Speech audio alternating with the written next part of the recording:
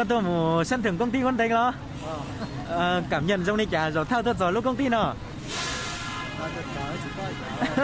Chỉ bắt biến đi chả đó. Ấy con đi. Tôi sân thưởng công ty con tay con xá đi chả dư. Trái à. Lần đầu cảm nhận công ty đáng sợ đến thế à? Sợ quá. Đông về quá. Con đi. Cô kể cảm giác bây giờ cô cho quả mình chỉ lo sợ. Tổ nằm bỏ bằng lương 24 là cô quyết tâm cố gắng. Lý cứ cố gắng đó. Giải có kinh nghiệm. Giải tiền như thưởng giảm là cứ cố gắng. Nhớ xong rồi. Có tôi sân thưởng công ty con tay phải nhờ. Con nếu cảm nhận rồi theo tôi bỏ công ty con tay hay trong đi cả. Tôi bỏ trong này dùng xếp cả để phơi bột giá. Phơi hộp sẽ chỉ tranh đó. Tranh mẹ đó. Có sao đi chả. Lý nhớ không? Có tôi sân thưởng công ty con tay đó.